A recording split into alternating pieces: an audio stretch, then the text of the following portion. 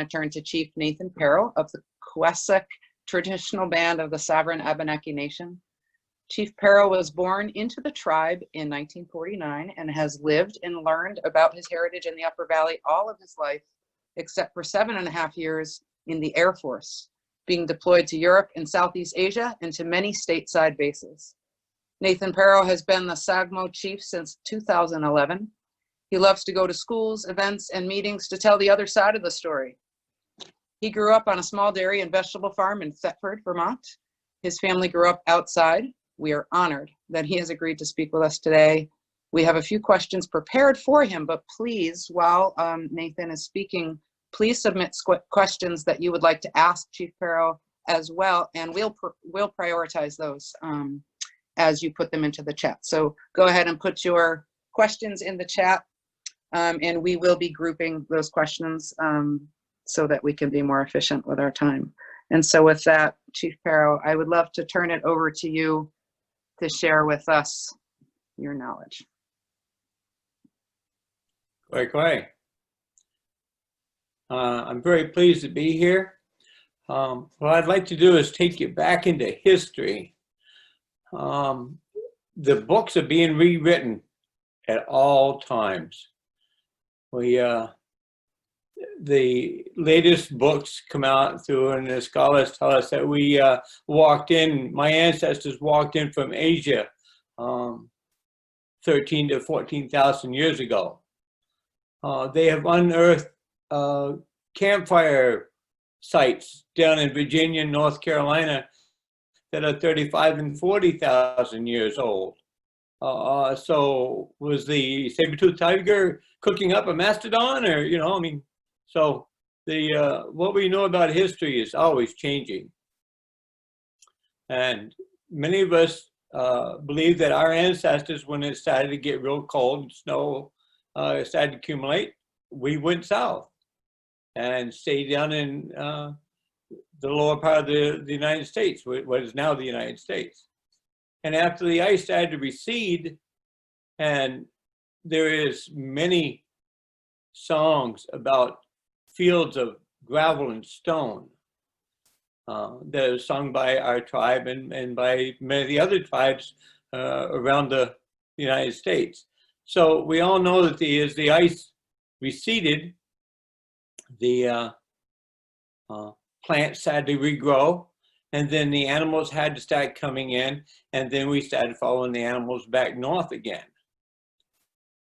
Many of the people that came back north, some went up the Hudson Valley River, and others kept coming northward, and then they come up the Connecticut River Valley to find a big debris dam that was located right around Middletown, Connecticut. The experts are telling us that this is called Lake Hitchcock, and it flooded from Middletown, Connecticut to St. Johnsbury, Vermont. That's about 320 miles. That was a very big lake. So the ancestors were able to get onto this lake and come up and down the different valleys in Vermont and New Hampshire. As that debris dam started to erode and the water started to recede, it got lower and lower and lower, and it down to where it is at the present day. If you drive up and down Route 5 or Route 10 in New Hampshire, you will notice that the fields on both sides of the river are very basically the same level. It was lake bottom that stopped all the nutrients from floating downstream. So we ended up with the gravel banks on the sides of the rivers, and being very fertile, my ancestors were able to plant our crops. One of the major plantings that we did was called the Three Sisters. And this is corn, soy, bean, and pumpkin or squash. And this is made, the children did most of the digging, and you take an antler, a deer antler, and disturb the ground and get it broken up, and then dig it out with your hands or a piece of flat wooden bark or something solid, maybe an antler off a moose. This time, the springtime of the year, we have the trout that run to spawn. And also at the same time, we have the suckers, the American carp that migrate with the trout. And both were caught in different fishing traps or by spear. And for those of you that have ever tried to eat a carp, will understand that the carp, if you had your druthers between a carp or a trout, you'd eat the trout. The carp was used for fertilizer. So the dirt was dug out, the fish and the fish remains were put onto the bottom, and the mound of dirt was put back up. The following week, the planting of the corn, we would say the prayers to the four winds to have a good growing season, to have enough water and enough sunlight and the warmth from the warm winds from the south. These were planted in the north, the south, the east, and the west on this mound that was about 2 foot in diameter. Sometimes they were up to 3 foot, depending upon how much the children wanted to work and make the mound. Then the week later, beans were planted in the northeast and northwest and southeast, southwest part of the hill. The following week, we would plant 3 kernels of squash or pumpkin. And the way this would work was that the corn would grow, the bean would grow and climb the corn stalks, and the squash and pumpkin with their big leaves would keep the moisture in the soil. The other responsibility of the children was to carry water when it was needed to these different mounds for these plants to grow. This was such an important food staple for us. Come the fall or into the winter times, you could take a squash or a pumpkin, stand it, and then see how it would stand upright, and then you cut the top off, and then take out the seeds. Some were baked and eaten, others were kept for seed for planting the following year. Then the dried corn and the dried beans were put in some water, and then cooking stone. These are the round river stone that have been washed, and they're nice and round, and they're hard and very solid. And they were kept up on a platform right by the fire. You didn't put them into the fire because when they would heat up, they would explode. So these stones were placed up on top of the ring of the fire, and one of these stones was placed into that squash or the pumpkin. And then the remainder was filled up with water, and then the cap was put back on, and then it was left for 5, 6, 7 hours. And the top was removed, the cooking stone was taken out, and we'd eat everything on the inside. The mixture of the squash and corn and the beans. So that was the first slow cooker. Slow cooker is an old invention. So this, as you see all these different flat areas where the fields were all fertile, all that soil had come down out of the brooks and down off the top of the hill. And when they would look at people, they would say, well, they're hill farmers. Well, they were the poorest people, and they were left with the poorest of the land, because the rich people was able to take over the good fertile lands that were down in the valleys. But one of the little critters that a lot of people call them nuisance is the beaver. And the beaver's job was to stop water from running. And when he stopped the water, he created a little pond, and the pond kept filtering out the sediments. It gave a place for all these nutrients to settle.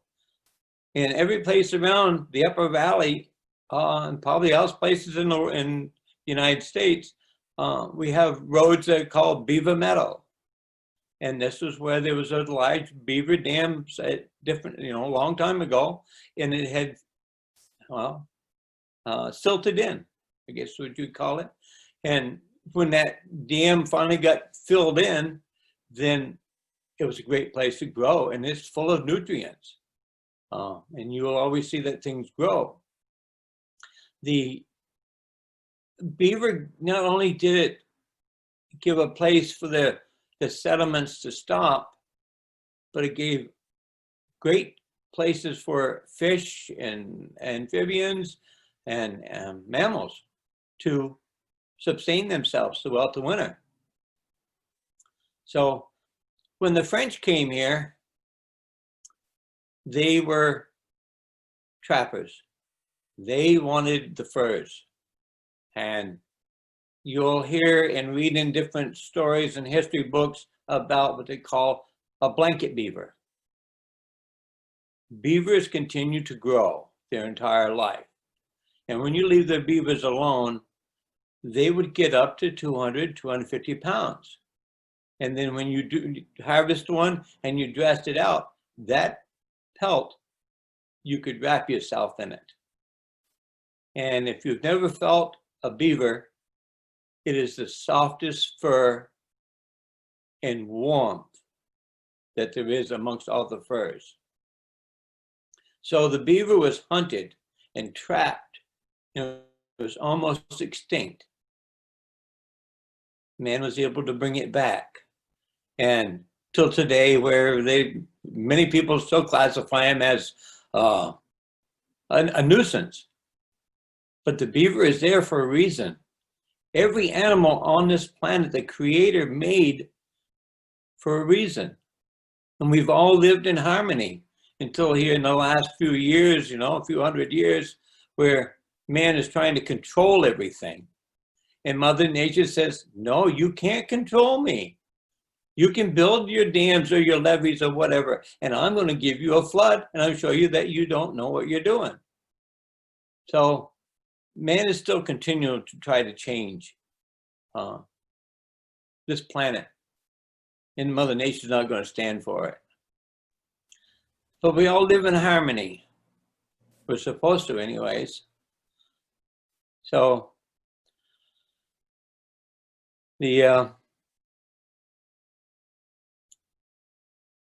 as time has gone on and we have lived here in the valley, I want to touch a little bit about the Eugenics Project that was here in the state of Vermont.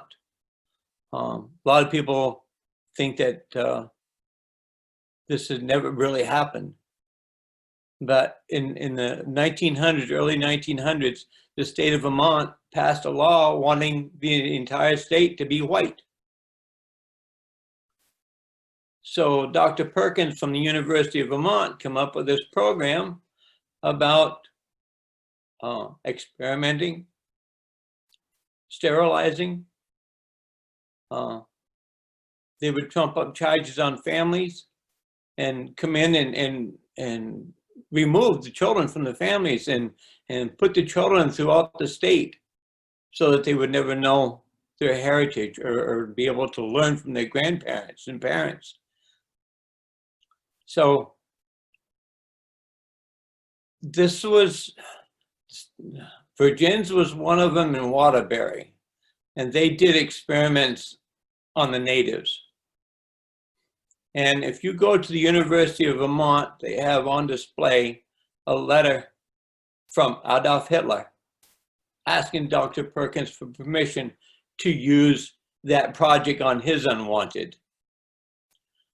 We have condemned Hitler for everything that he did for the millions of people that he had exterminated. But it was done right here in the state of Vermont. And it continued to be an active program until 1988. That's just a short time ago.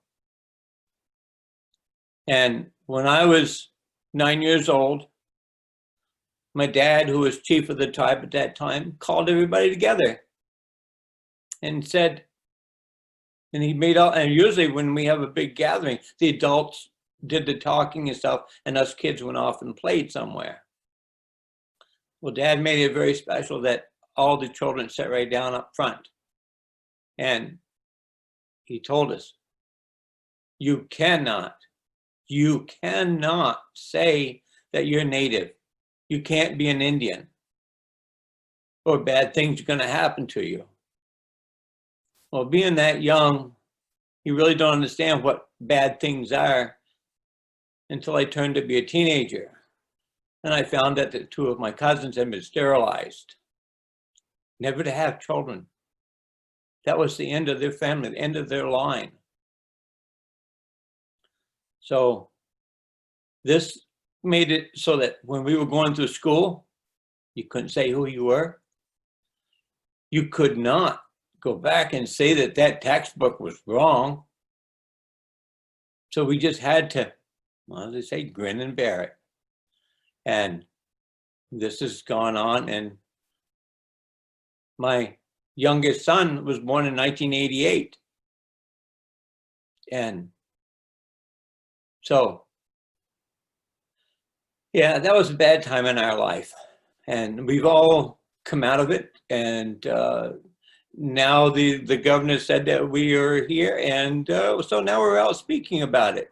And I guess I'm one of the biggest mouths in the area because I like to go and try to tell the other side of the story, as Paul Harvey would say it. So we've still practiced the things of living off the land. In the opening slide, it said, how do we kill weeds? The best way to kill weeds. Well, most of those weeds that you're out there killing are medicine plants.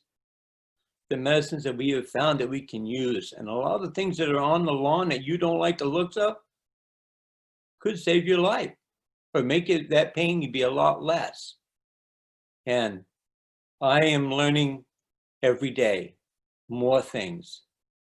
I thought I knew a lot, but I don't know nothing. I'm still learning.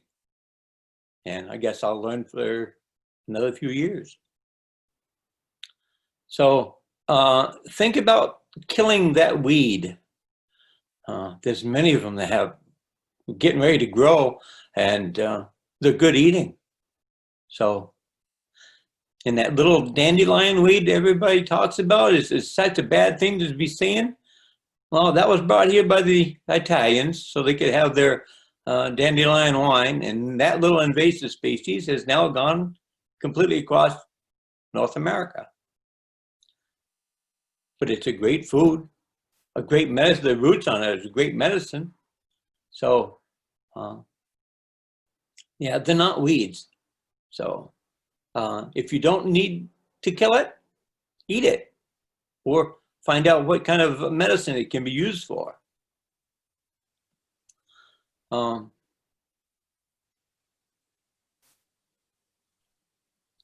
Nathan, this is Kat. We do have some questions in the chat. Do you want to answer some questions? Yes, that'd be good.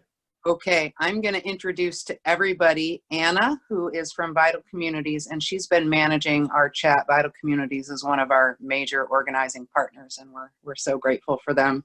Anna, I'm going to go ahead and unmute you so that you can talk with Chief Perro. All right, thank you, Kat. So yeah, we have a few questions from the audience. The first question that we have for you is, what knowledge do your people have of surviving epidemics? What knowledge do your people have that would help people survive the current pandemic? And that's a question from Bill. Oh, how to survive this thing that's going around now. I think what we're doing is just staying apart is one of the best things. I don't know. I'm nervous a little bit about it, but if we all got real nervous, everything would just shut down and go away. But the storage of the hoarding of food is one of the biggest things that I don't quite understand. If everybody had been doing this along, we would have enough stuff in our pantry or our little supply hole. And I think that you will find that a lot of people are going to start putting in more gardens, and we'll be processing more food for winter storage or into the following year. So I just wish everybody the best and the best for their health. Next question.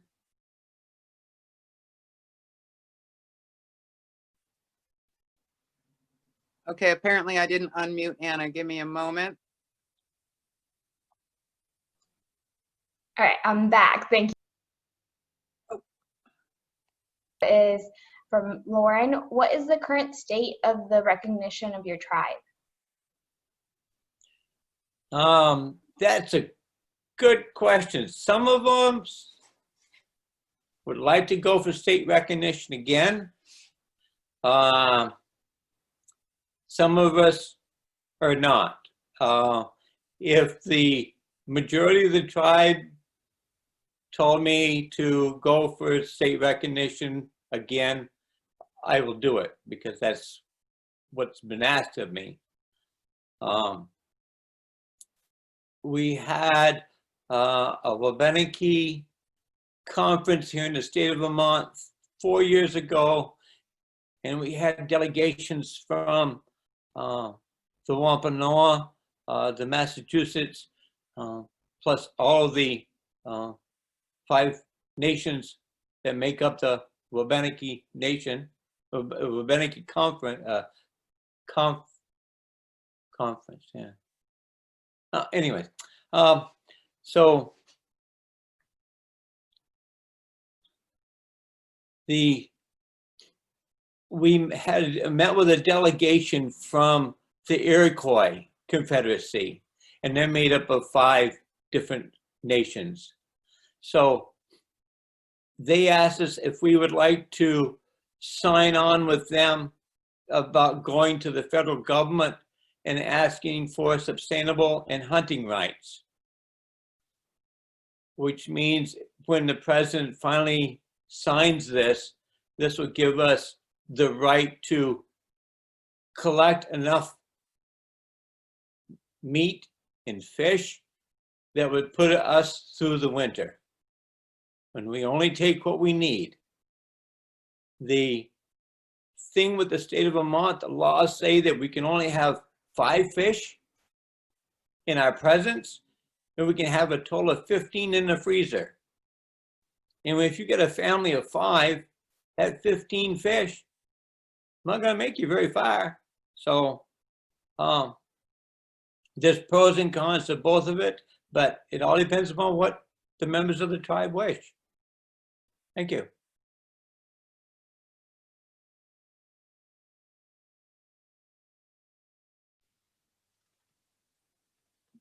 Thank you, Chief Pero. I think Anna has a couple more questions for you, and I want to remind folks to go ahead and add questions to the chat. We have a few more minutes here with Chief Pero.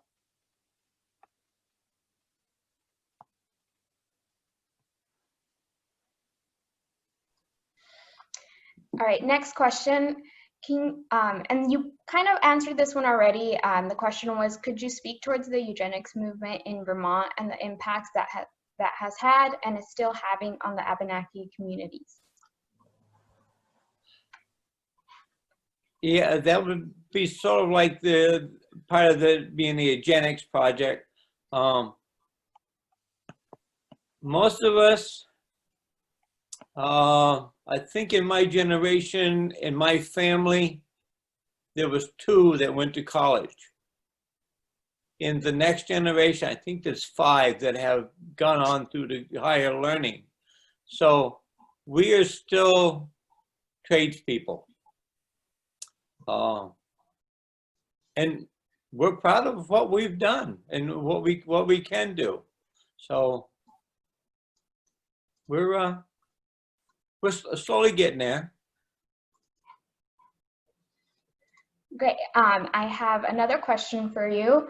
Can you tell us what climate changes you have seen in the Upper Valley during your lifetime? Oh, we don't get the snow like we had when I was young. We had to shovel that, and today they got plows to move it all out of the way, but back then, no, we got some snow. The biggest thing that I see that is happening and changing, we're losing the butternut tree. And that was quite a staple to a lot of us. But that tree is slowly going away. And I've tried planting some butternuts to get some younger ones to start growing. And they don't take, they'll get to be 3 foot high and then they die. So I don't know what is going on, you know, something's changing, so. But I think the weathers are milder. I can give you the example of my grandfather. He logged, his sugar house was located on the Colby Sawyer Road out of Thetford Center, off of Sawney Bean Road. On the side of Gramps' storage tank, he wrote the dates and how much syrup he made and what the grade of the syrup was. Through the 1920s and 30s and 40s, Gramp was sugaring in March and April, and sometimes into the first part of May. Now we're doing it in February and March. So, and each year it seems like it gets earlier and earlier as far as being able to tap trees and start collecting sap for syrup production. Right. All right, so the next question we have for you is, do you know what's going on with the Wampanoag tribe in Massachusetts? Oh, the Wampanoag. They, for those of you that don't know the true story of Thanksgiving, the Wampanoag were the first ones to have contact with the Pilgrims of 1620. And it was not a feast. The Pilgrims had come across the cache of the Wampanoag, their corn. The cache was part of their winter supply. And when they went to find it, all their food was gone. And you just don't go to the local supermarket and pick up corn. I mean, that was their food. That was for them, so they wouldn't starve for the winter. And so the Pilgrims took it. And their first meeting was not very delightful. So, but that part is, oh, I could talk for a couple hours on that whole subject. So I'll just move on to what's happening today. The Wampanoag was given federal recognition, and they had some land that was given to them to be part of their tribal. The US government has taken it back. So what's new?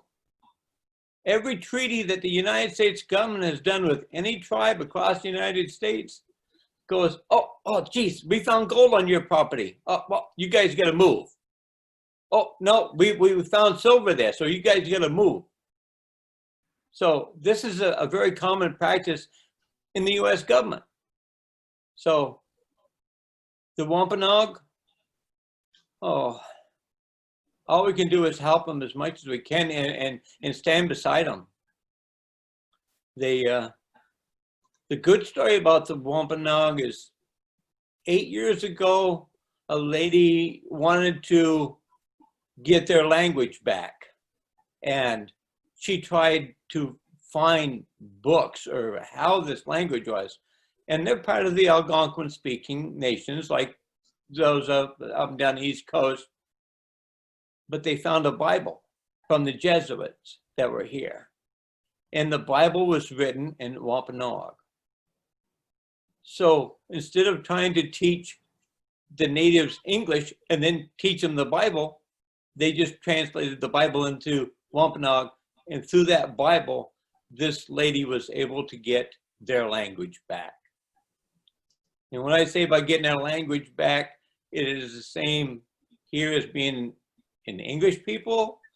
You can take somebody out of South Boston and take them into North Carolina, and even though they're both speaking American, they don't understand each other.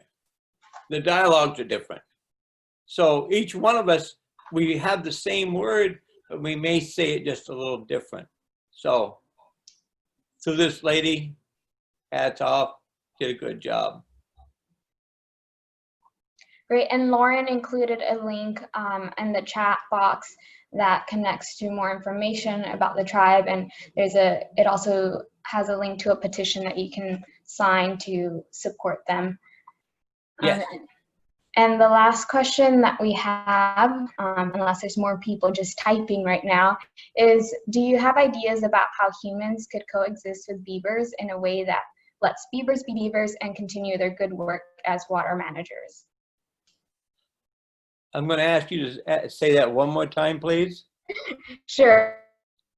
Any ideas about how humans can coexist with beavers? So they... Oh, yes. Oh, there's been a system out, and the people don't like the beavers because they keep damming up culverts or different little waterways where they don't want them, or maybe flooding back onto their field. And so they've come out with this, it's a flexible culvert that they put inside of a big cage, and they sink that cage out in the middle or out into the beaver pond. And then this flexible culvert, they move a little bit of the dam out of the way, put the culvert in, and then they put the sticks back on top of it. So when the water gets that natural flow, it flows out, and the beavers can build all they wish, but it's not going to raise their water level any. So the beaver continues to exist, and then the farms the property will stop from being flooded. So there are ways that we can live with each other. And that's all we have to do, is just live with each other. Thank you for everyone's from Chief you Carroll, or from the audience. sorry, Anna, did you have another question for Chief Carroll? No, that was the last question. Great, I do have a couple more. This is Kat Buxton speaking. Chief, we have a few more minutes left. If you'll entertain us with a couple more questions, that would be great. One question I have is, what is your hope for the future of the Abenaki community in the Upper Valley? Oh, we're here. They tried to neutralize us. We're here. We're growing. More and more people are. I don't want to say this. There's still a lot of families here in the area that have not stepped forward to say who they are, to say that they're Abenaki. So, when I stepped forward and opened my mouth about who we were, my older cousins come down hard on me and said, "Don't you understand what the government has done to us? We don't trust the government." So I hope from what I've done is going to be able to bring our family forward. We're all coming back together to learn. And the thing of it's, this Eugenics Project, in order to save the children and their grandchildren, the grandparents never told any of the stories or said who they were. So there's a lot of people out here that don't know that they have native blood. So as we all start to realize who we are and we're starting to come together, the soup for the stew is getting more flavor. We're bringing, everybody that comes in brings something else to add. So we're going to continue to grow. And with us, our bloodline started to dilute way back in the 1600s. So if you get one drop of blood in you and you want to walk the red road and try to save this planet, please come join us. Thank you, Chief Perro. I think I'd like to also ask you, so you and I went for a wonderful walk today through your old neighborhood and my current neighborhood, and we had a lot of great conversations, and you shared some beautiful stories. And one of the things I was really intrigued about was to hear the way that you talked about women in the Abenaki community. And could you briefly just give us all a better understanding of the roles of people in the Abenaki community? Oh, yes. Ladies, you're going to love this, but the gentlemen, I know you're not going to, but it's the way it is. So our village was run by the ladies. The village belonged to the ladies. Man was just a guest. He was the carpenter, the hunter, and the protector. That was his job. The ladies took care of everything else in the village. When a young man had an eye on a young lady, a maiden, he would go to the house and sit outside the wigwam and sing his song, play his drums, play his flute. He'd leave different gifts outside the door for the young maiden. And if she chose him to be her mate, then there was a wedding, and the men would build them a wigwam, a place to stay. The things that were not tolerated in the village was child abuse or spousal abuse. And if you come home from a hunting trip or a scouting trip and you found all your stuff in a basket outside the door, that meant you go home to mama. Don't have to worry about any rumors in the village because everybody saw your stuff set in that basket outside the door. So if your mother was in that village, fine, you stayed, but you went home to mama. But if your mama's in another village, off you went. And there was no ifs and buts about it. So when the French came here, they said, we want to talk to your leaders. And the men said, fine, go talk to the ladies. And the French said, oh no, we don't talk to the women. A dog has more status and more rights than a woman does in France. And we said, well, the ladies are in charge of the village. So if you need to talk to them. Well, the French wouldn't talk to the ladies. So they'd talk to the men. The men would go talk to the ladies. The ladies would hold council. Then they'd come back to us. And then we'd go back and talk to the French and tell them. And it was just a story going back and forth, back and forth. And so, as I say, the village was run by the ladies, and it was run well. And that's why when the grandma spoke, it was taken care of. The discipline in the village was all done by whoever saw you do what you did wrong, you got corrected. And then you were sent home to mama. So then get corrected again. Been in there. So the ladies, yeah, the village belonged to them. And I'd love to see it go back to that way. So.